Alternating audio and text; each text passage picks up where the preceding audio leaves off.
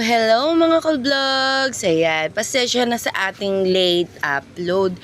Welcome na naman tayo sa Joker B. Makubo Live Vlogs. At ito nga pala yung ating delivery na 6x16.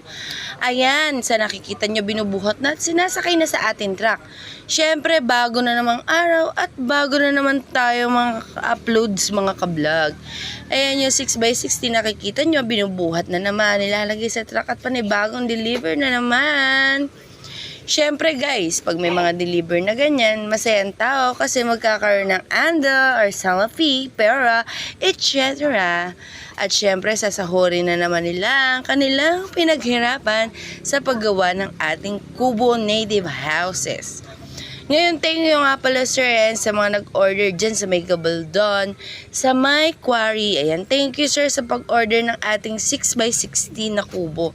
Ayan, native houses po yan and napakaganda nangyari. Syempre, bukod sa maganda na kahit simple lang at native, syempre matibay yan, pang matagalang. Parang relasyon lang yan. O sige, binuhat na o, diba? Partida yan na. Partida yan na inilalagay sa truck. O syempre, pag inilalagay sa truck, kailangan matibay ang pundasyon. Sa nakikita nyo, o diba? O ngayon na, atras na nila yan. Isasagad nila hanggang sa bungad ng truck. At syempre, maghihintay tayo ka-vlogs. Kailangan daw ng pampadulas. Syempre, nilalagyan niya ng tubig para iasog natin na maganda. So, ayan na. In a 1, in a 2, in a 3, ipupush na po nila.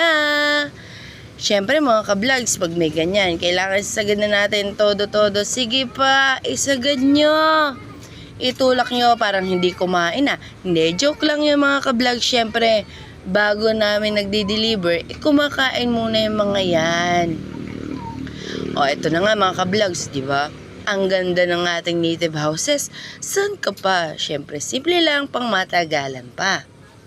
Ito yung ating delivery pero syempre na late upload tayo. Alam nyo naman ang panahon ngayon. Kailangan natin ng load para tayo makapag-upload.